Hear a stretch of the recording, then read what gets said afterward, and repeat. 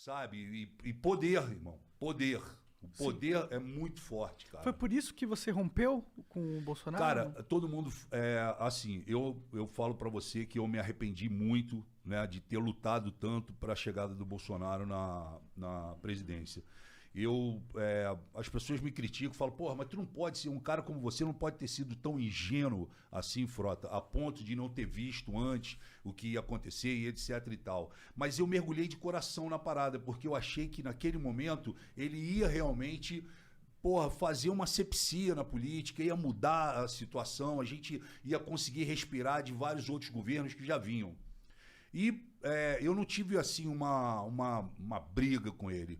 Eu, na verdade, o Bolsonaro, quando ele assumiu a presidência, logo em dezembro, né, que era dezembro de 2018, a gente começava em janeiro, em dezembro de 2018 eu comecei a entender e a ver várias coisas que não eram o que vinham acontecendo durante a campanha. Ele virou uma outra pessoa, colocaram um cinturão, blindaram o cara e apareceu pessoas que eu nunca tinha visto no decorrer da parada, né, da campanha. Sabe quem são essas pessoas? Vários. Apareceu um monte de militar, apareceu um monte de cara de terno, apareceu gente de tudo que foi lado e blindaram o Bolsonaro. E a cena marcante, onde eu comecei a ficar, sabe, assim, pensando, foi quando eu estava no Banco do Brasil, onde foi a transição do governo Temer para o governo Bolsonaro.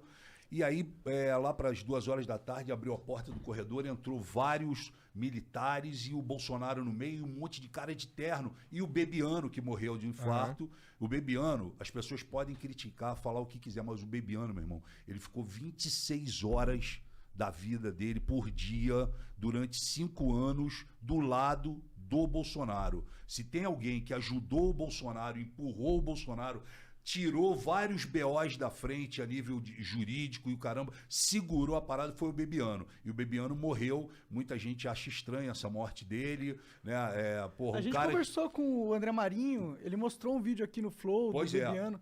Um cara forte pra caralho, grande, entendeu? E aí, pô, eu encontro o Bebiano, e aquelas pessoas todas que foram entrando por umas salas. Era um corredor enorme, todo mundo entrou e ficou o Bebiano parado no corredor. Aí eu cheguei pro Bebiano e falei, e aí, Bebiano, tá tranquilo? Ele falou, tô. Falei, pô, e aí, onde que é a tua sala? Ele falou, pô, não tem sala. Eu falei, como tu não tem sala? Ele falou, pô, eu não tenho sala e não sei o que eu vou fazer ainda no governo. Tu acredita, Frota? Eu falei, pô, não acredito. Pra mim, tu ia ser o cara, pô, tu ia ser o líbero da parada. Tu ajudou o cara a sentar nessa cadeira. Pra mim, tu era o líbero. Tu não precisava nem ter cargo. Sim, tu era o cara que ia chegar, Bolsonaro, é o seguinte, estou precisando coordenador disso. Ali. Um coordenador, né? Ele falou, pois é, mas não tenho. E eu tô achando muito estranho as coisas, Frota, porque começaram a me tirar de reuniões, eu não sei para onde eu vou, sabe? Aí tentaram acochambrar ele ali na Secretaria-Geral da Presidência, enfim. Mas qual que era o problema com o Bebiano em si?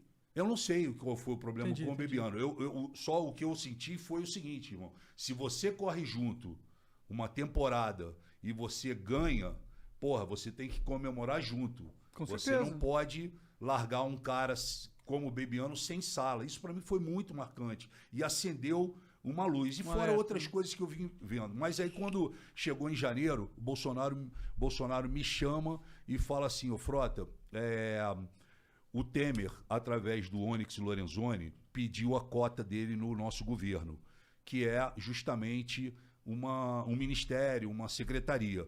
Como o Bolsonaro se vinga da classe artística por causa daquele hashtag ele não, que a Daniela Mercury foi uma das que comandou aquilo, e vários outros artistas, e os artistas foram contra a eleição dele, o Bolsonaro se vinga da classe cultural. Então o que ele fez? Ele, assim que ele assumiu, que ele sentou na cadeira, ele tirou o Ministério da Cultura e transformou numa Secretaria de Cultura. Ele já diminuiu ali. E aí, como o Temer tinha pedido ao Onyx uma fatia, Bolsonaro chegou para mim, e eu tenho gravado isso, que dia eu posso até mandar para vocês. O Bolsonaro, o Onyx chega e fala, ó, precisa colocar o Osmar Terra em algum lugar. E aí o Bolsonaro coloca o Osmar Terra na Secretaria de Cultura, sendo que o Osmar Terra nunca pô, fez nada pela cultura do país. E aí o Bolsonaro me chama e fala, Frota, é o seguinte, não gosto do Osmar Terra, ele não vai fazer nada pela cultura, mas eu preciso o seguinte, embaixo da secretaria, do secretário de Cultura, tem 6 secretarias importantíssimas para o fomento da cultura no país. Lei Rouanet, direitos autorais, praças públicas, monumentos e etc., diversidade, audiovisual e não me lembro agora qual que é a outra. São 6. Então o Bolsonaro chegou para mim e falou, pô, Frota, vê se você pode ajudar o Osmar Terra e monta para mim esse cinturão embaixo dele. Então eu fui para campo, eu conheço muita... Antes de continuar, só que eu tenho uma dúvida nessa sua história. Por que o Temer poderia pegar uma parte dele? Porque isso é um jogo político, né? MDB é um jogo político. É o Temer pegando a cota do MDB. Do MDB. Entendi. É isso. Entendi. Se eu não expliquei. Os partidos, é que eu não entendo muito. Os partidos, quando fecham, pô, vamos eleger o Monark. Vamos eleger o Monark? Então tá, Monark, a hora que você sentar, nós vamos te colocar lá, mas a hora que você sentar lá é o seguinte, ó, nós queremos essa secretaria aqui. Entendi. Tá fechado? Essa era a missão do Temer como líder do partido. Você fatia o governo. Pode crer. E você acaba fazendo o que ele tinha dito que não faria. Inclusive na campanha e na entrevista dele na TV Globo. Sim. Que ele fala, eu jamais vou fatiar o meu governo, eu não vou aceitar que o Centrão fique junto comigo, porque no Centrão tem corrupto, bandido, safado, não sei o que, coisa e tal. Um presidente não consegue governar fatiando o governo, e ele fez isso. E aí, quando ele me chama, eu fui em campo, não fui buscar amiguinho meu, fui buscar pessoas que realmente entendiam da situação. E convidei essas pessoas, algumas aceitaram logo de início, outras tinham que se desvencilhar dos seus empregos e etc e tal, e montei esse cinturão para dar suporte para um cara que não entendia de cultura, que não sabia o que era a Lei Rouanet e que deu uma declaração quando foi convidado como secretário que de cultura ele só entendia tocar berimbau. Aí, pô, eu montei para ele e já era no final do ano, o Osmar Terra, a família dele, mora no Canadá. Então ele falou, olha, Frota, eu tô indo pro Canadá, a gente resolve depois. Eu falei, não, vamos fazer o seguinte, teu avião vai fazer uma escala em São Paulo, você vai ficar lá umas 3 horas, eu vou levar todo mundo para um restaurante no aeroporto e vou te apresentar os seus possíveis secretários e etc e tal. E como você não entende, você pode estar certo que eu estou colocando aqui pessoas que realmente são do meio, sabem, tratam bem de cada tema. Pô, tranquilo. E aí ele foi no avião dele, enfim, eu montei toda a situação lá no restaurante, no aeroporto, enfim, e apresentei todo mundo para ele. Falei, ó, esse aqui, essa aqui, esse. Apresentei o secretariado dele. Isso já acendeu uma luz no governo, que os caras começaram a falar assim, pô, o Frota tá se apossando da cultura, entendi. O Frota tá querendo o ministério para ele. Não era, o presidente me pediu. Aí eu apresentei para ele, ele foi embora. E, porra, saiu todo mundo, pô, Frota, beleza, porra, tô feliz, obrigado pela oportunidade, vamos lutar. E o caramba, ó, tô pedindo demissão da Fox para assumir aqui a parada. O cara, porra, com 10 anos de empresa, tô saindo fora, mas meu irmão, pode vir, vai dar tudo certo. E, porra, ele viajou, o Osmar Terra. E o Osmar Terra viajou, passou o ano novo, essa coisa. Quando ele volta, ele se encontra com o Onyx Lorenzoni, os dois são do Rio Grande do Sul. Ele se encontra com o Onyx Lorenzoni e, sem falar comigo, sem pelo menos me informar, resolvem mudar o cinturão. Porque eles já vinham com a cabeça deles de, não, vamos acochambrar aqui a nossa galera. Porra, nada do Frota, nada, sabe? E começaram a fazer esse jogo. E montaram isso, tiraram das 6 secretarias, brother, eles tiraram 5. Eu fiquei só. Aliás, eles tiraram 4, ficaram 2. A de audiovisual e a de direitos autorais, o Maurício Braga. Eu falei, porra, Cara, isso não tá certo. As pessoas saíram dos seus empregos. Pô, o cara tava ninguém chegando em Brasília já, pô, tô procurando flat aqui pra morar. Porra, mas ninguém ainda me ligou pra fazer crachá, ninguém me ligou. Não, vai ligar, calma. E aí, de repente, eu vejo no jornal, fui informado pelos jornais, que, porra, tava montado uma outra pá, vamos chamar assim. Aí eu fiquei puto com isso, obviamente, fui direto no Bolsonaro pra falar com ele. Aí que eu cheguei no Bolsonaro, o Bolsonaro virou pra mim e simplesmente falou, ó, não quero saber, irmão, isso daí é problema teu, porra, não vou arrumar confusão, Frota, pelo amor de Deus. Falei, caralho, como pelo amor de Deus? Você pediu pra eu montar uma parada, eu tirei as pessoas, botei as pessoas aqui e agora você me fala, pelo amor de Deus? Não, porra.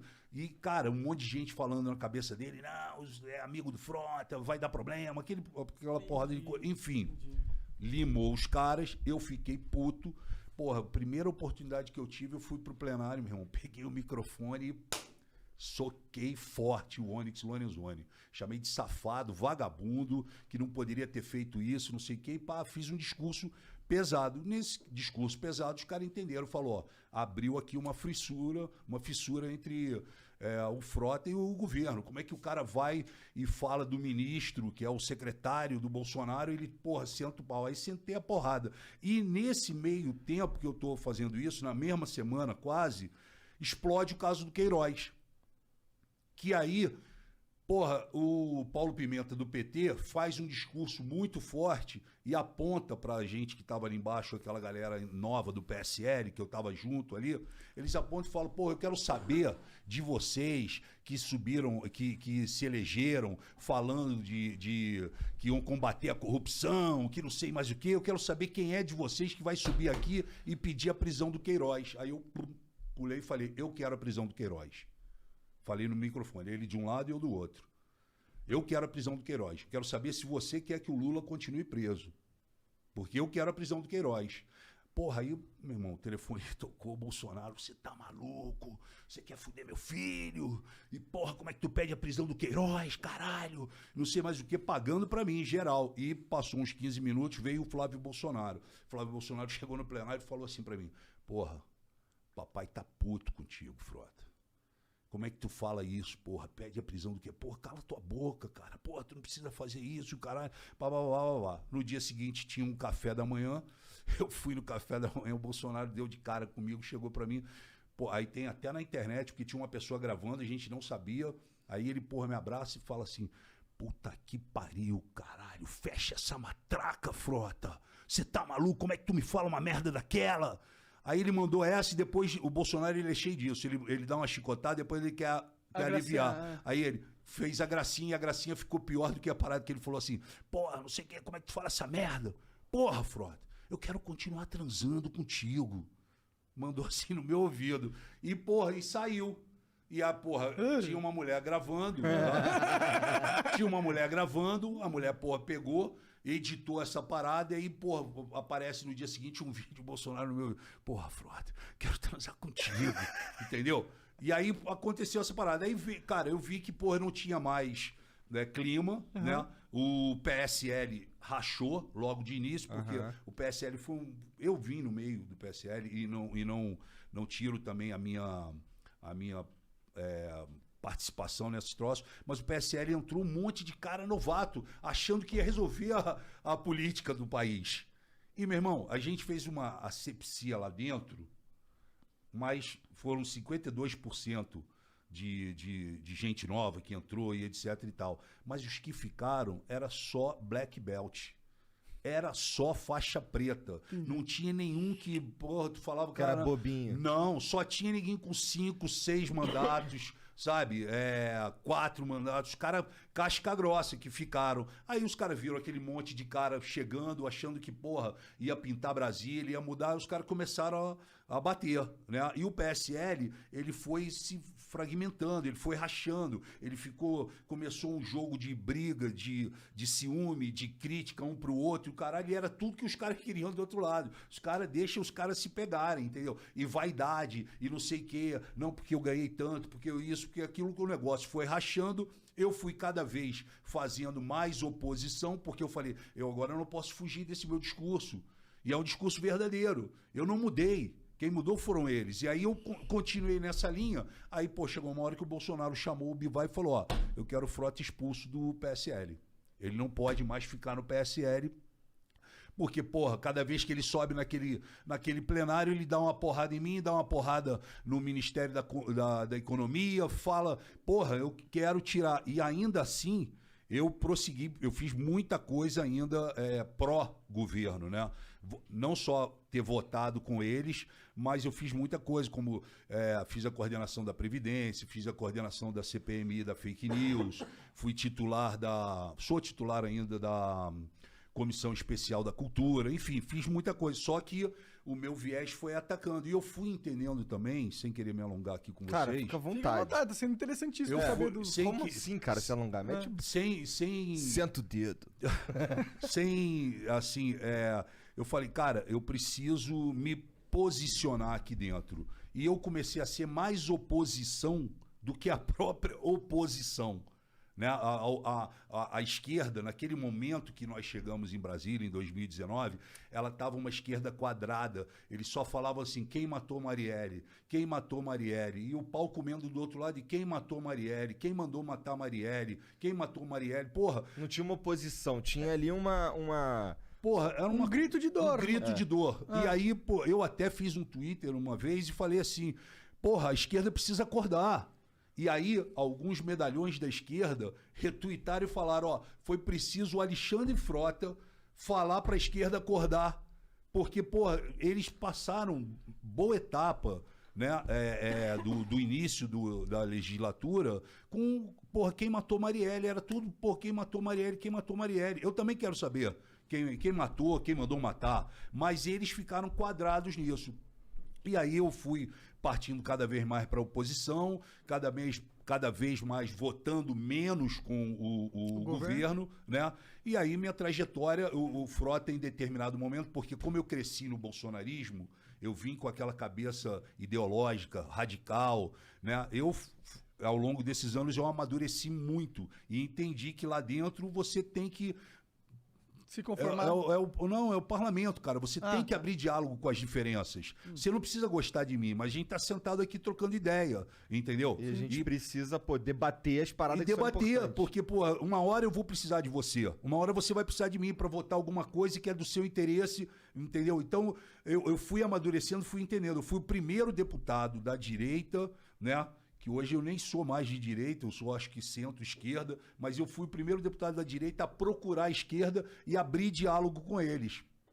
E aí cada vez foi ficando mais difícil, aí, porra, o bolsonarismo, eu tinha, para vocês terem uma ideia, eu tinha 1,5 milhão de seguidores no Facebook, tinha quase 500 mil já no Twitter, o Instagram eu não mexo, mas essas duas ferramentas eu excluí, porque a partir do momento que o Bolsonaro falou, não, o Frota tem que sair do PSL, os caras me elegeram alguns meses como traidor. O Frota foi oportunista, ele usou o Bolsonaro e se elegeu, e assim que se elegeu foi uma espécie de cavalo de Troia, entendeu? O Frota entrou e apunhalou o Bolsonaro, e não foi isso, quem me apunhalou foi ele.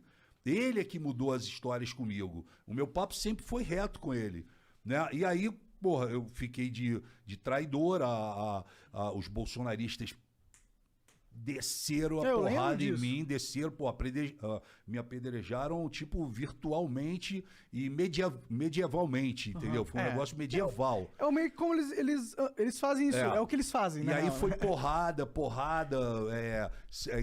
xingando minha esposa, minha família, minha filha, o meu filho, o pau comeu, geral. Aí eu tomei a decisão, falei, pô, eu vou sair das redes sociais. Aí saí. Pô, falei, caralho, vou mandar 500 mil embora. Mandei.